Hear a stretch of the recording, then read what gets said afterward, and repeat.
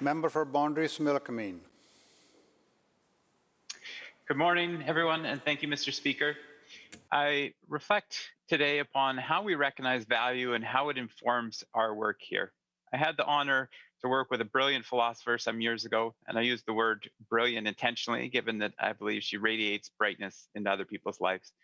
We had the opportunity to work together on a project about how our ecological understanding of our environment, and specifically our oceans, has the potential to inform our behavior and, in turn, our ethics regarding our interactions with the sea around us. I like to learn, and at the heart of my learning in that process with Kathy was how we as individuals or collectively as society come to define our values. One of the key tenets of this philosophy of value is that we even decide how to attribute value in very different ways, let alone what we value. We can value outcomes, which is, I think, obvious to most of us. We value our healthcare system's ability to heal and make people well, for example. But we also value process. In healthcare, we probably value a system that doesn't present procedural obstacles to racialized people.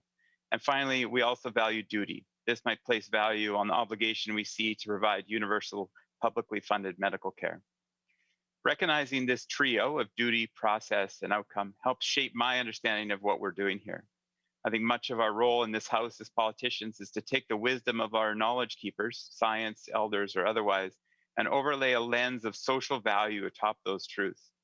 And the reason that I use my time today to speak to this is we occasionally lose track, I think, of how malleable and diverse not just our values themselves are, but also our process for determining value.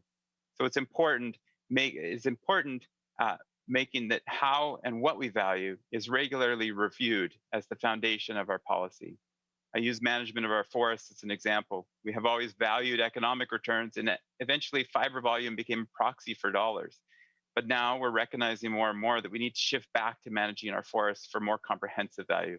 And that value will be diverse and it'll change. And it'll no doubt include a central place for economic returns, but it'll also include fundamentally community autonomy, recreation, biodiversity, and much more. So because of this, I look forward to the discussions ahead about the forestry intentions paper released last week, which starts to sketch out a roadmap, putting value more explicitly back into the equation. Thank you.